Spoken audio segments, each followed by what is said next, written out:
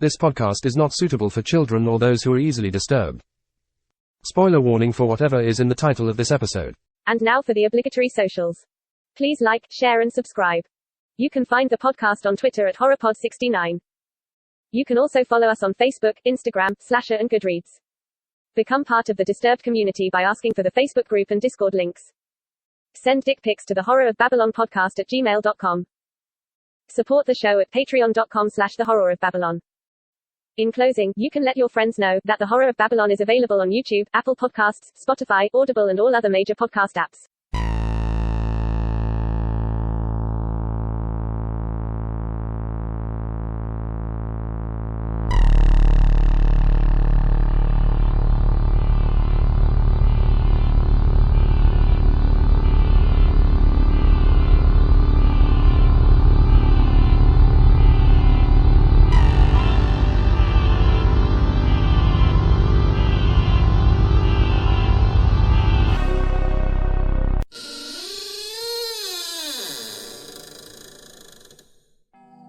Welcome to perhaps the most anticipated episode of The Horror of Babylon.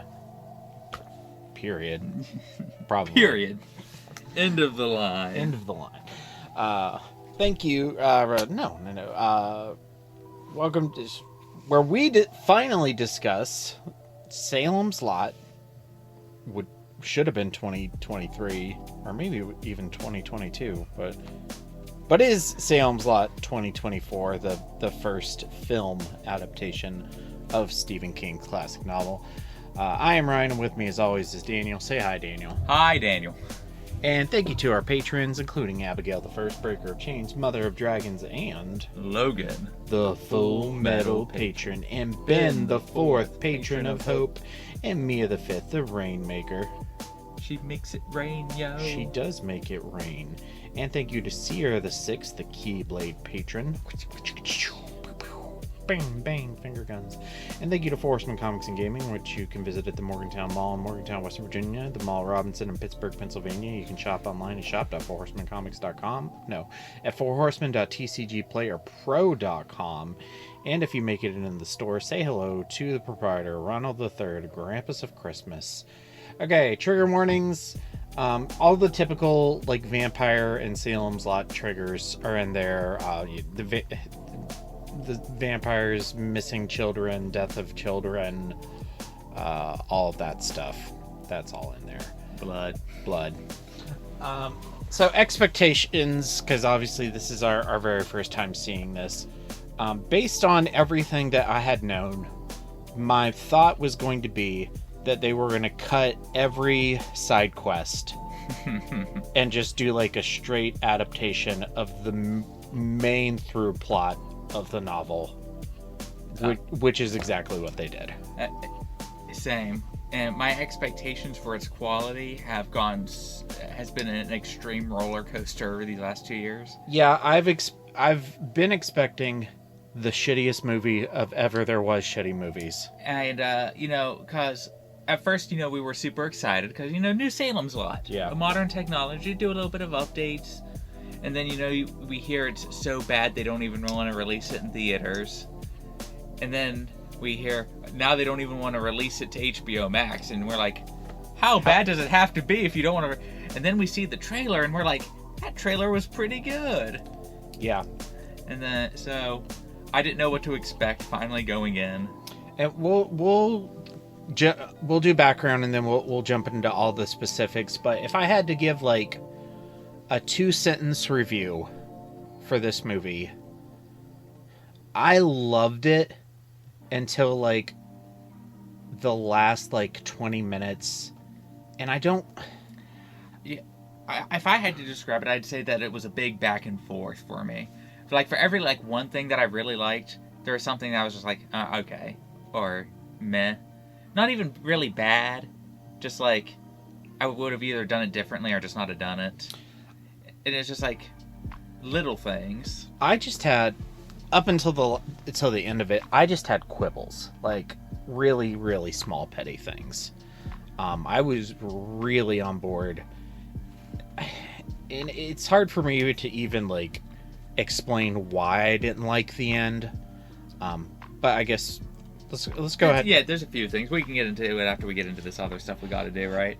The vampire's a pure myth, superstition. I may be able to bring you proof that the superstition of yesterday can become the scientific reality of today. Okay, background. So the film version of Salem's Lot is based on the novel by Stephen King. It's his second novel.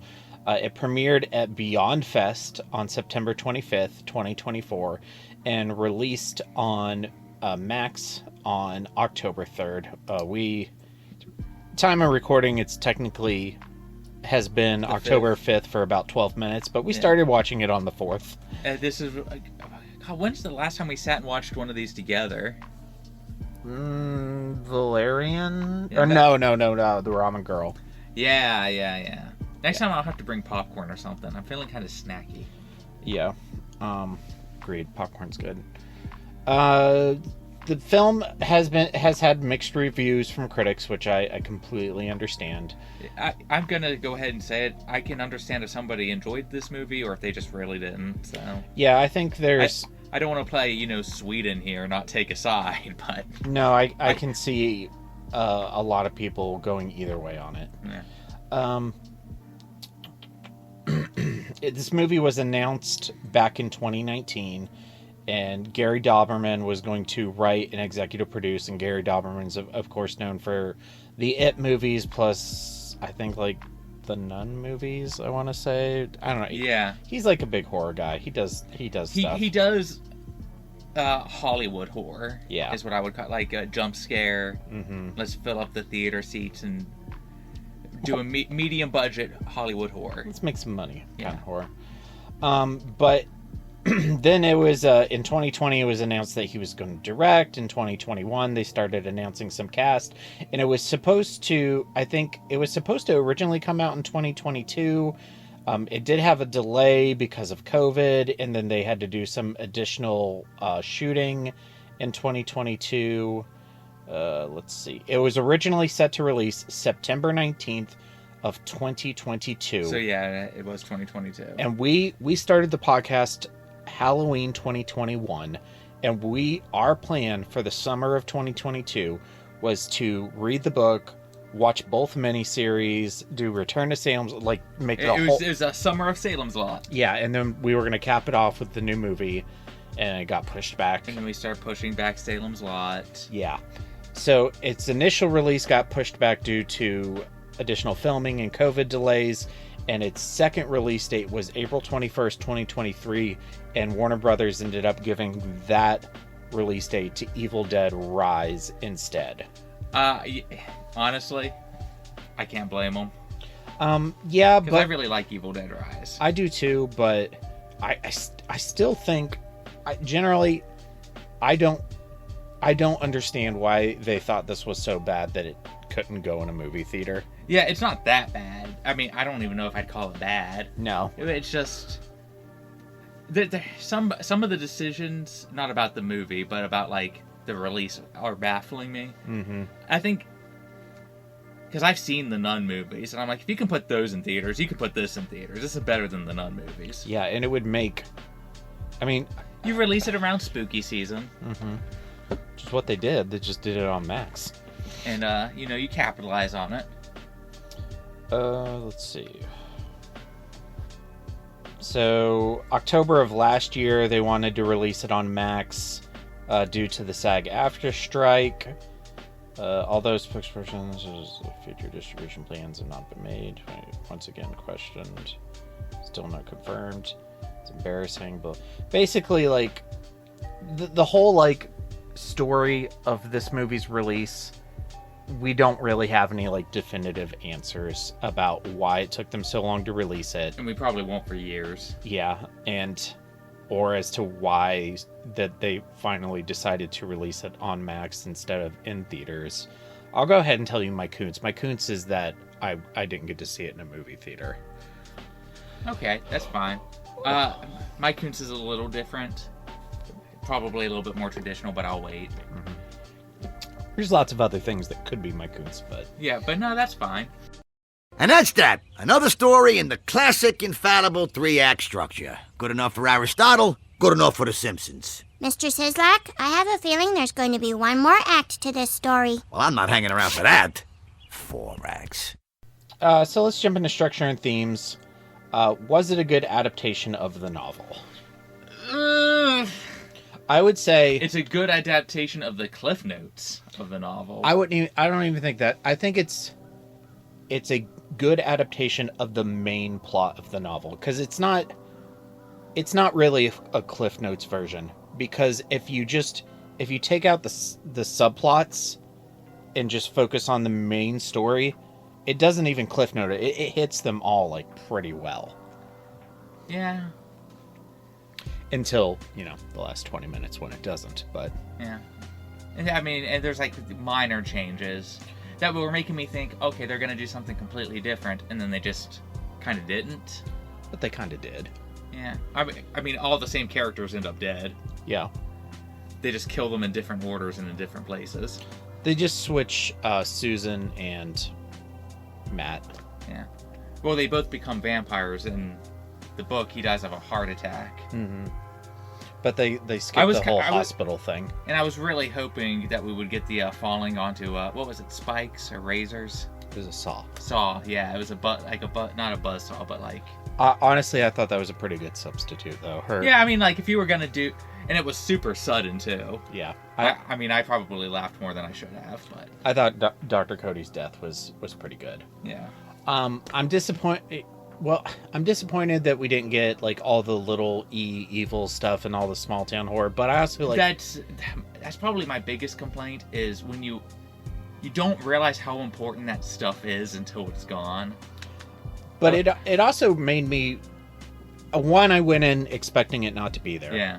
But it also made me realize, like, the core story of the book is also entertaining, even though I prefer the other stuff. I think the core story is if you want just a vampire story, it's fine. Right. But the little it's excising all the themes from the book. Yeah. And it's like you're taking a piece of its soul away. And if you're like, we have to make Salem's Lot with 2 hours, I mean, what else are you going to do? You're going to do exactly what they did. Exactly what they did. And I thought it made a fine movie. Yeah, and it's a fine movie.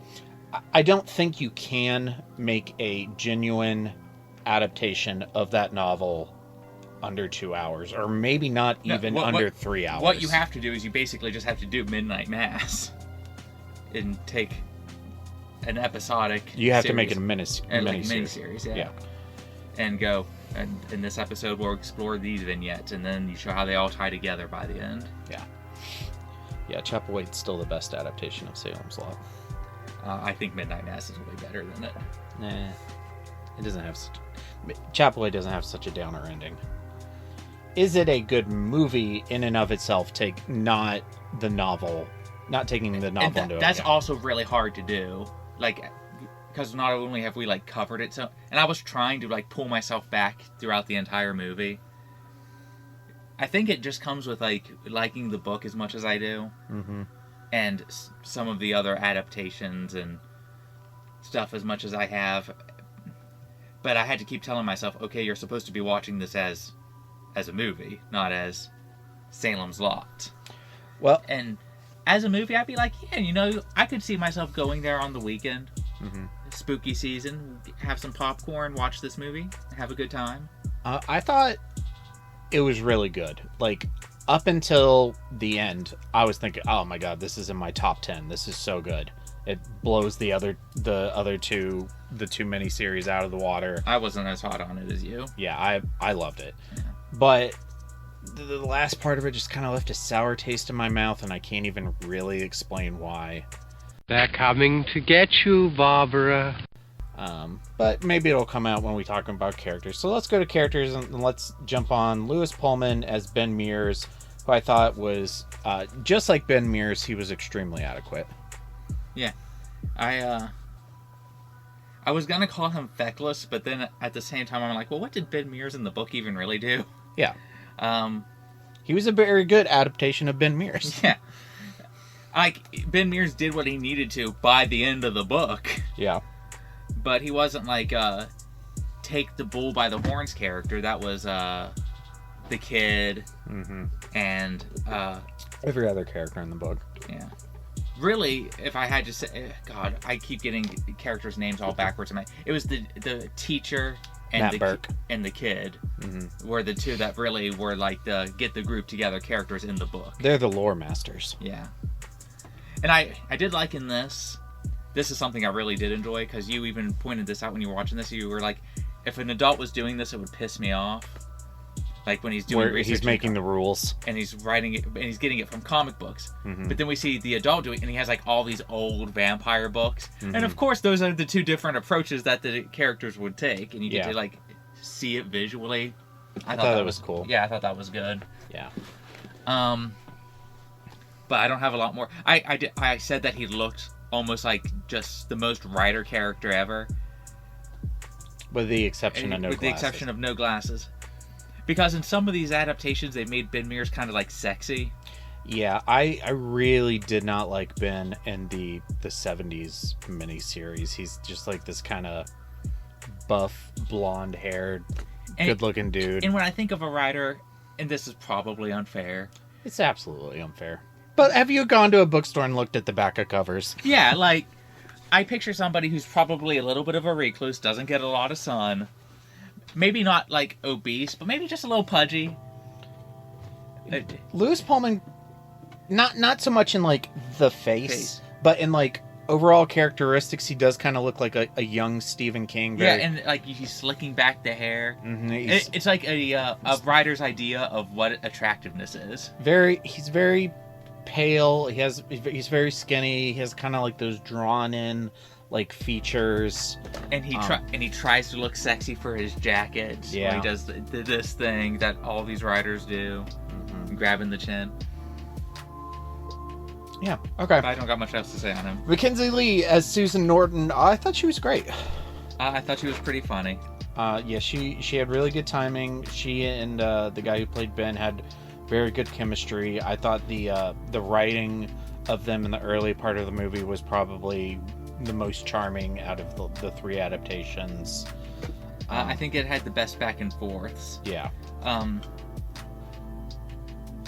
It's just one of those examples where I would have liked a little bit, but I needed the movie to be longer for the stuff that I wanted. Yeah. I think I did myself a favor by just setting myself up for just like, this is what it's going to be, and don't get upset when it's not that, because it's... I have such a hard time. I tried so hard. Okay. Alfred Woodard as Dr. Cody. She was hilarious.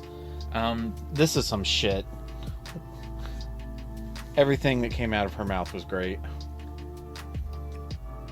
I liked her for the most part, but there was just one scene where I was like, it felt like Stephen King wrote the scene, because the sassy black woman went, "Oh, hell nah," and I was like, okay, that feels like a line that should have been in a movie made like 20 years ago or 10 years ago. I didn't even notice that. When did that happen? It was when the mom got up and she looks over and she goes, "Oh, hell no," and she goes to her bed and she starts trying to make a cross. That's what I would have said. I was like, that took me out of it a little bit, because she didn't talk like that. Like, her one-liners otherwise weren't that accentuated. So maybe it's one of those things where, you try to speak a certain way in front of people, and then when something really shocking happens, it just puts you back to your id. Yeah. And then we got Will Sadler's Parkins Gillespie. What about the sheriff? He wasn't much help. I don't know. Yeah, I don't know why he's higher on them. What else do you say about him? He was there. He was good. All right, Bill Camp as Matthew Burke. I thought he did a pretty good job. I think, in my opinion, I thought he did the best job of selling the adaptation. He felt like the character from the book to me.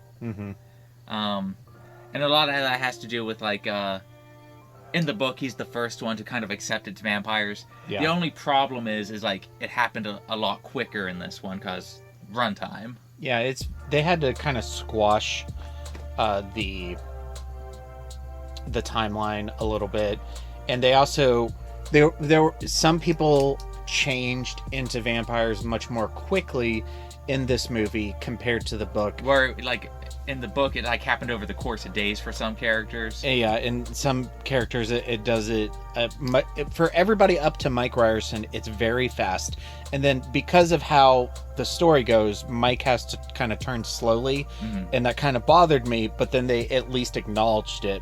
He has a line that's like, according to the lore, it can take minutes or days for them to transform. I'm like, well, at least they acknowledged it. Yeah. But yeah, he did a really good job. I liked all of his scenes with Mike, from the bar to getting attacked. I thought they were all really good. That, and again, I might be being unfair, but those scenes for me felt the most Salem's Lot. Which is probably why I liked him so much. And then, I'm not even going to try with his name, but the gentleman who played Mr. Straker, dude was scary. Like, I thought he was good until he was super corny. I don't know. I thought he was great the whole time. He was just super unhinged. I thought whenever he was giving his speeches, he was a little corny, but when he was just giving his little pedophile smile, that he was scary. I don't know. He kind of sold me on the character of like he's not more than he is, but he thinks he's more than he is. So he thinks he's part of this like grandiose Dracula legacy when he's really just this peon. And of course he'd be like monologuing and doing all these things because he has this prima donna image of himself. I really liked it. I thought it was good. I wouldn't say he's probably like the one that I wouldn't say that I preferred over the 70s miniseries. God, I'm forgetting that guy's name, but he was Captain Nemo and he was Humbert. That guy's just such a good actor. It's hard to... It's such a range. Captain Nemo, Humbert? Yeah. I don't know. Captain Nemo's kind of a dick, so... Wait, which one's Captain Nemo? From 20,000 Leagues Under the Sea. Yeah, he is kind of a dick. Okay, Hiya! Happy Easter! John Benjamin Hickey as Father Callahan. I was really disappointed that they actually like killed him. I was like, oh, maybe this is like the setup for the Stephen King verse, and we'll get Father Callahan in Dark Tower movies, and this guy can play Father. Oh, he's dead. Okay, never mind. I was really disappointed that, and again, a lot of my complaints come down to the shortened scenes I liked from the book. Like the whole back and forth with Barlow is one of my favorite scenes in the book. And that should really have been like a 5-minute scene. And it was like a 2-minute scene where he's like, throw your thing down, and then you see his faith start to, but it goes from, I'm okay to, cross goes off. Yeah, let's talk about Barlow now too. So, before we get to that scene, I liked Barlow in the beginning of the movie where he's very like the scene where he kills Ralphie Glick, I thought was really good. Yeah. I started to not like Barlow in that scene where he kills Mark's parents. And it's hard to get this right because in the 70s miniseries he was just way too goofy. And then in the 2004 miniseries, they went the complete opposite and tried to make him just like the book, but it just wasn't very effective. And this, they kind of like he kind of looks like the one from the 70s one, but he also talks, which is good. But he just, I don't know, he had all these like pulsing green veins, and I just thought it was kind of weird. I feel kind of the same way. It's like, I don't know what the right balance is here. Maybe I'll get it with the Nosferatu remake. Maybe. Doubt it. But I was glad that they included some of that scene. Yes, I wish they would have done the whole thing, but I'm also kind of glad they didn't because I thought he was so goofy when he was talking. I think they would have ruined it if they did like the whole spiel. Yeah. But that comes down to a lot of like the themes and stuff that I was missing from this. Yeah. Again,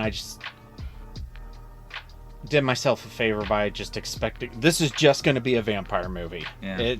That's all it's going to be, and that's all it was, which is disappointing because the book is so much better. But what are you gonna do? Yeah, at least I didn't set myself up for a disappointment. But what else do we got? Mark, this is my favorite Mark by far. Jordan Preston Carter plays Mark Petrie. I thought he was awesome. Yeah, no, he did a pretty good job. I like that they set up the magician shit. Yeah. They showed a lot more of his collectible stuff. They did a good job of, like, in one scene explaining that he doesn't tolerate bullying and he doesn't back down, and that translates to the larger picture with Barlow, and he's like, no, we can't run away now because then it'll just get worse. Yeah, and like some of the things he said in the book were like internal dialogue, and how do you translate that to a movie? And just have him say it to the other kids. Why did you fight him? Oh, okay. I thought that was good. Mm-hmm. I thought this kid did a pretty good job. He's next to Burke. I think he was probably one of the better actors in this movie, which surprises me because I usually hate children actors. They can find some good ones.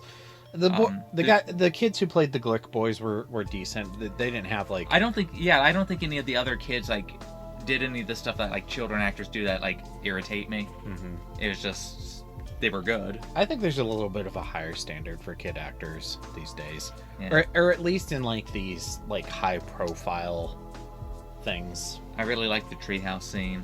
Treehouse scene was good. That was, I wouldn't say scary, but it was definitely like very unnerving. I was a little disappointed that the flag on his treehouse didn't say welcome or like.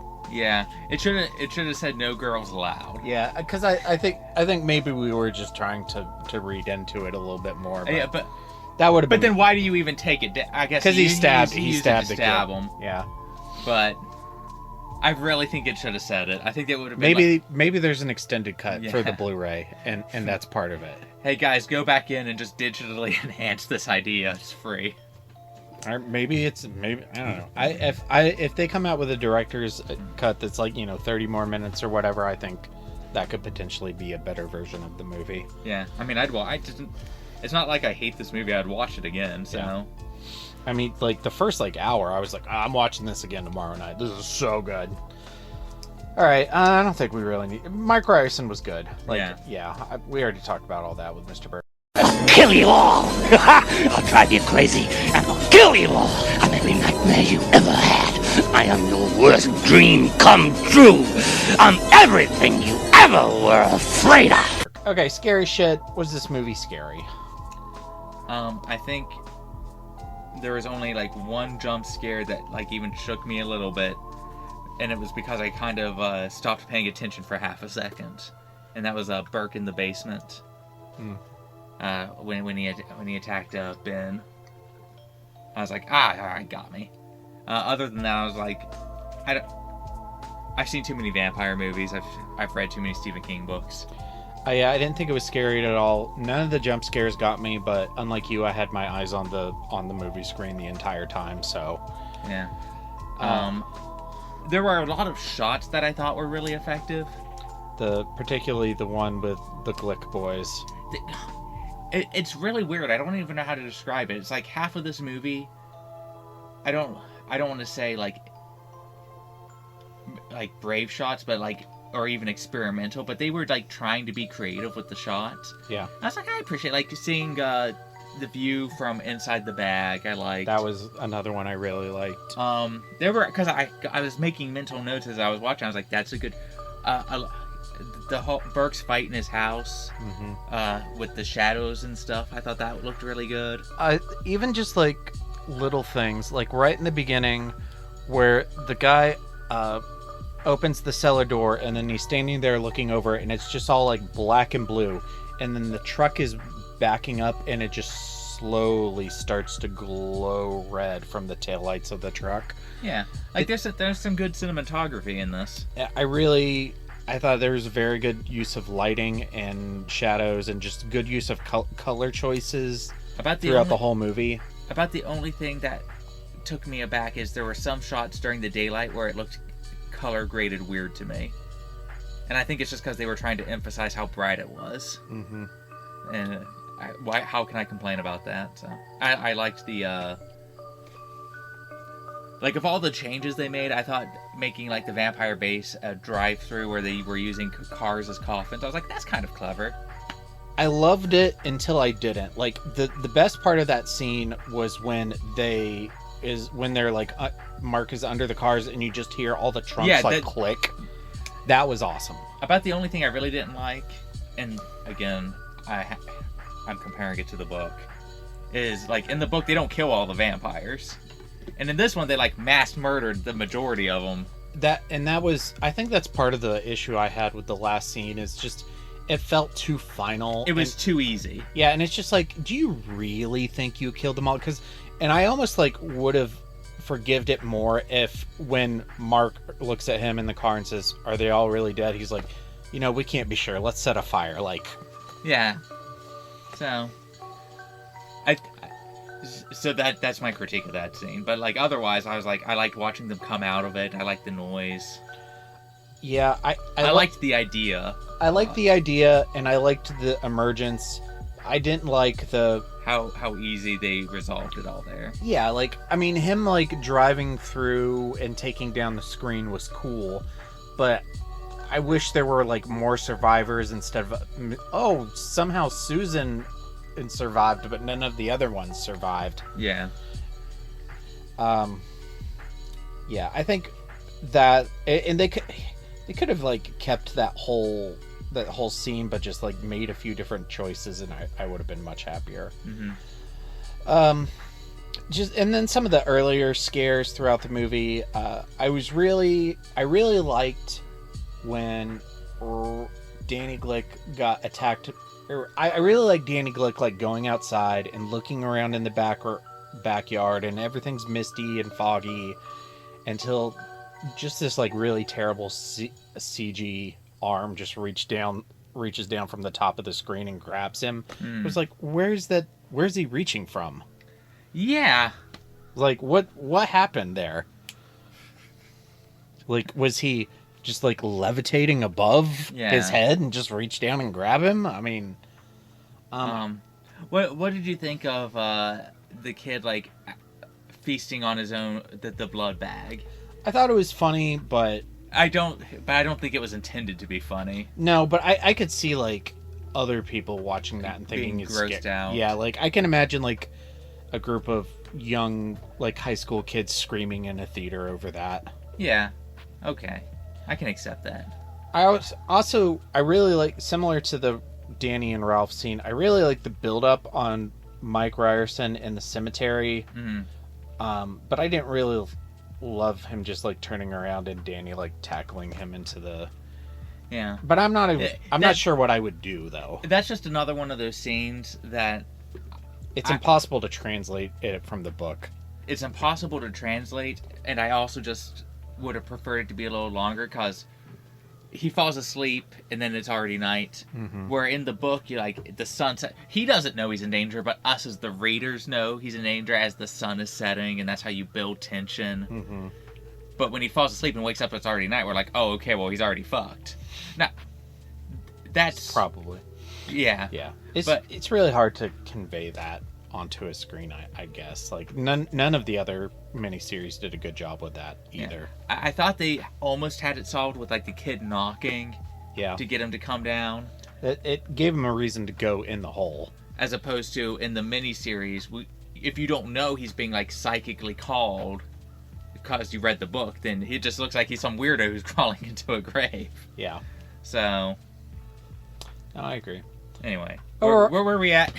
Just overall, I really like production stuff, like costumes, makeup, sets. Aside from just, like, there are a few, like, goofy-looking vampires, but that's, when you have, like, so many, that's bound to happen here and there. Vampires are also just kind of hard to do these days, because they've been done so often, it's hard to take them seriously. I really liked, like, them just, like, standing on the roof with glowing eyes. Yeah, I liked the glowing eyes. I liked the glowing eyes coming out of the trunks. Oh, what did you think of the glowing cross? Yeah, it was fine. It was good. I liked it. I could see, like, if somebody told me that, like, without me actually seeing it, I could be like, oh, that sounds stupid, but I thought it was pretty cool. The power of Christ compels you! The power of Christ compels you! So, the power of Christ compels you. They got rid of the majority of, like, Father Callahan's, like, stuff and his big evil versus little evil. But he did have the one back and forth with Parkins Gillespie when he was in the jail cell and Gillespie came and let him out, and it's like yeah, Gillespie's like, oh yeah, the world's just going to hell, and he's like, it's time for me to retire, and Father Callahan's like, well, that's all evil needs to take root, is just for good men to do nothing. And Gillespie's like, yeah, but do you see any good men here, Father? I mean, that was kind of like the most we got. Yeah. Which, I guess I prefer that over nothing, but I don't know. Yeah. I mean, I would have just liked it to be built upon a little bit more. Mm-hmm. I wish they would. I guess if you don't read the books, if you didn't read the book, and if you haven't read The Dark Tower, you're just watching a vampire movie, and they let the priest live, it probably would have seemed weird. Yeah. But it's hard. I mean, I'm in the middle of Song of Susanna right now, so it's hard for me to detach. And if you haven't read the Dark Tower books, so brief spoiler for the Salem's Lot book and Dark Tower, Father Callahan survives the events of Salem's Lot and eventually becomes one of the main characters in Stephen King's fantasy series, The Dark Tower. So yeah, it was kind of disappointing for him to die, but I guess, like, on paper it makes sense. Yeah, I mean, I guess it's just another one of those situations where it's like, I know what I want, but I don't know how to get it. And they obviously the studio had zero faith in this, so there was no reason to leave him alive just in case they decided to, like, spin this off into a bigger, like, cinematic universe. And I'm always so surprised that I keep thinking they're going to try to do it, and then they never do. I think the main issue is the issue that Marvel had in the 90s with, like, all of these different studios having the rights to different things. Yeah. Because Warner Brothers doesn't have all of it. Like, he auctioned the rights to, like, all of his different books, and, like, different studios have different things. Yeah. One of these days we'll have to sit down and, like, figure out exactly what they have, so we can know what they can use. Yeah, I mean, we could at least, like, figure out, like, what Warner Brothers has the rights to. We know they have it and Salem's Lot. Yeah, and that's enough to start on. Yeah, that's a lot. Yeah. And if they have the Dark Tower, Amazon had the Dark Tower. Maybe they still do. What I think they should do is I think they should do rattlesnakes. I don't know if I'd watch it. They're gonna ruin my evil pumpkin children.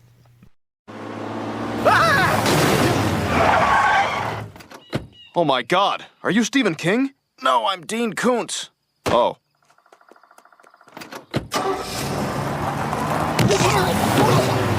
Okay. Kings and Koontz. What's your king? I think I'm gonna have to go with just some of the cinematography, some of the shots, because there were just some of them where I was like there was like one or two where I can see what they're trying to do. I don't think it works, but there were other times where I was like, that's fantastic, and it was just like, and it works well for, like, I want to do a spooky movie but do something kind of fun with it. Close second place would be a lot of the actors. I think a lot of them did pretty good. So I have two, and they're basically the same. One, my king, I would say, is just production, cinematography and lighting and color, and then, like, also to, like, sets and costume and makeup and all that. But then my other king would be just, like, chemistry between the actors, like between Ben and Susan, between, like, Mark and everybody, between Matt and everybody, Dr. Cody and everybody, just kind of their group. They just had, like, a really good chemistry, which is honestly impressive considering how little, like, build-up they had. Yeah. Okay. And then Koontz, like, I was thinking... For a while, I was like, no, Vampire Susan is my Koontz. But then we got Vampire Susan, so I was happy. And I was also thinking, like, some of the jump scares. I didn't like Ralphie Glick's hand, but honestly, just, like, I really regret not being able to, like, go to a theater, get a big thing of popcorn, and I think a theater experience would also change the way people would watch and think about this movie. I would have liked to see this, like Friday opening night with a bunch of stupid high school and college kids screaming and laughing. Yeah. I would have enjoyed that quite a bit. Yeah. And Warner Brothers took that away. Thank you, Warner Brothers. You keep making decisions that I'm really happy with. Yeah. Your Koontz? I just think there are some pacing issues. And it just comes from having to rush some of the scenes from the book when you're shorting it and get to this length. That's fair. But mostly with them just accepting vampires as quick as they do. Which they do kind of quick in the book. Yeah. But it's like... It's the difference between accepting it over the course of... A guy died in my house, and now he's back in my house. And now I have to convince this dude that he was back in my house. To, I saw a kid crawl through my window, it's vampires. Ben and Susan... seem to accept it very fast. Yeah, and they accepted it even faster. Mm-hmm. And there's just some things like that, like some pacing issues. I don't mind the doctor because she literally saw a dead person sit up. Yeah. You're gonna get somebody to accept it right away. That's how you do it. Yeah. But and there wasn't like too much of that, but there were just a few times where I'm like, I feel a little bit rushed. Yeah. And it's possible that you could say that Ben and Susan didn't really accept it until they saw Marjorie Glick. They were just, trying to be open-minded and supportive of their friend. I just thought they felt like really scared in that scene. They did look scared. Like they're like, they felt to me more like I want him to be wrong, other than. But to be fair, like if you came and got me in the middle of the night and took me to your house and was ranting and raving about somebody breaking into your 2-second-story window, I'd look really scared too. Yeah, but you would call a hospital and go, Daniel's finally had his psychotic break. I need to commit him. Yep.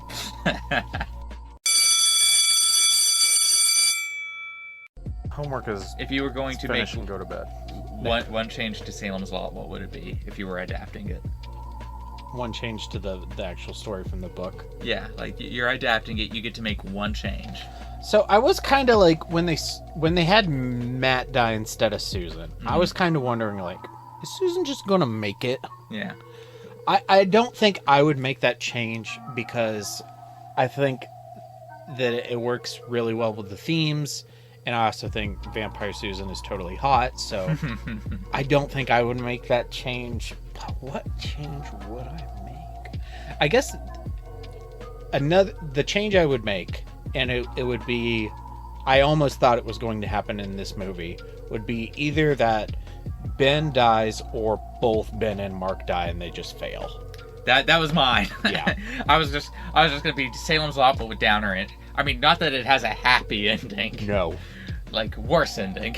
I thought briefly for a minute that might happen. I honestly, what my Koontz almost was I thought that the doctor was gonna kill Vampire Susan, and I was gonna be so upset because I'm like, that's like the big thing. Yeah. And I know that they're condensing a lot of the story, but that's Ben going, I finally have to be a man. That's his and arc. Do the thing. Yeah. I was waiting for him to go, stop! I'll do it. I thought they were just going to let the doctor do it, and that was going to be my Koontz. I was going to be livid, but then the shotgun happened, and I was like, that's fucking great. Yeah. And then I liked it. And then he gets his second chance to do it. Mm-hmm. So that all worked out. It was kind of, his second chance was kind of in self-defense, which maybe takes a little bit away. It isn't as good. But it still happened. But it still happened. Okay. So. For further reading, like if you like this movie, I think you definitely like the recent It movies. I think you might even like the original Salem's Lot miniseries. That one focuses on the vampires very heavily, whereas the 2004 one focuses a lot more on the little e evil. Yeah, I think you'll be able to pull stuff from each of them. Yeah, I think this is my favorite of the three, but we're still yet to get the Salem's Lot. One. Yeah. I think we just take pieces of all three of them. Chapel 8's the best one still so far. Basically, just watch Stephen King adaptations. Yeah. This didn't feel the most Stephen King out of Stephen King adaptations, but it didn't feel the least either. No. So I think you'll get stuff out of them. It blew the new Pet Cemetery out of the water. Yeah, but what doesn't? It 2000 or It Chapter 2. Oh no, because I think we both ranked it lower than It Chapter 2. Yeah, because It Chapter 2 has like the great opening. It also has like good moments, parts, yeah, like interspersed throughout it. Yeah. Never mind. Yeah, just don't watch the new Pet Cemetery. Yeah, it was not very good. Just watch Pet Cemetery 2 another time. I love that movie so much. Yeah. We've been rewatching Clone Wars, and Clancy Brown, the guy who's the villain in Pet Cemetery 2, he plays Savage Opress, Darth Maul's brother in Clone Wars. Yeah. And I can't like unhear. Oh, he also Drake and I have been watching a lot of Teenage Mutant Ninja Turtles, the 2012 one, and he also plays one of the villains in that show. And all right. So actually, I'm sold. So real quick, I've been meaning to bring, so like TMNT 2012 is like this huge, like they do so many like horror tributes. Like there's an entire episode that's a parody of Aliens. There's an entire episode that's a parody of Friday the 13th. There's an entire H.P. Lovecraft episode. Right. No, that's pretty good. And let me show you Clancy Brown's character, because he's full body horror. Okay, so TMNT 2012. Chris Bradford. Okay, so his character is 100% just Chuck Norris before he gets mutated. This is him. That's the mutated. No. Oh, he's right there. Yeah, so his character is just Chuck Norris. He gets mutated the first time, and he becomes Dog Pound, and he's just a giant dog. But then he gets mutated a second time, and they go like full body horror on him, and it's just super cool. He's just like Slender Man werewolf. That's a scary combination. Yeah. Okay. That's enough. All right. Yeah. All right. So upcoming on the Horror of Babylon. So I'll probably release this next Thursday. So this Sunday, October 13th, is our newest Dark Tower episode where we're reviewing Book 6, Song of Susanna. Heth will be here for that. And then the next Sunday, October 20th, we're doing The Ceremonies by T.E.D. Klein. And the next Sunday, October 27th, we are going to de-stress from the stupid election and watch FDR American Badass, which I guarantee will be in my top 5. If it's not in all of our top 10s, I'll be surprised. Yes. And then, of course, we will have our anniversary episode dropping on Halloween. And then after that, we'll be getting into Season 4, which is exciting. Starting the 4th year of this podcast. Jesus Christ. All right, and thank you to some folks who have been supporting us for quite a while. Thank you to Abigail the First, Breaker of Chains, Mother of Dragons, and Logan, the Full Metal Patron, and Ben the Fourth, Patron of Hope, and Mia the Fifth, the Rainmaker. She makes it rain, yo. Oh, she makes it rain. And Sierra the Sixth, the Keyblade Patron.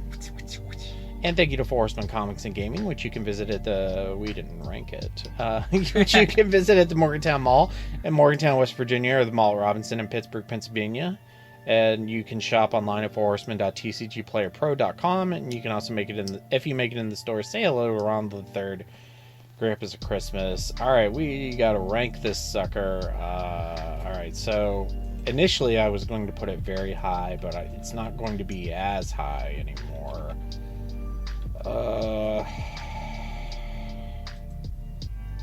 Shit.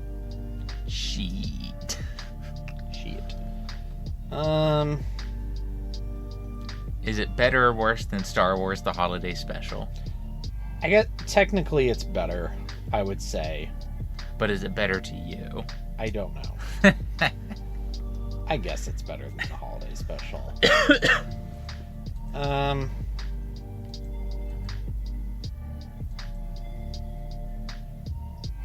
I'm going to make it my new number 34, below Bela Lugosi Dracula and above the Steve McQueen The Blob.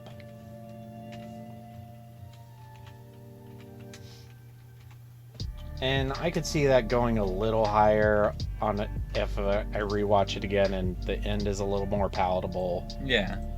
But it originally was, I was thinking this was going to be in like my top 10, top 20, but I just didn't really sell me at the end there. Okay, so here's like the middle-ish of your list. Just alrighty. Is it better or worse than Kenan and Kel? Two heads are better than none. Yeah. Is it better or worse than A Return to Salem's Lot? The thing is I think A Return to Salem's Lot is like really funny. Mm-hmm.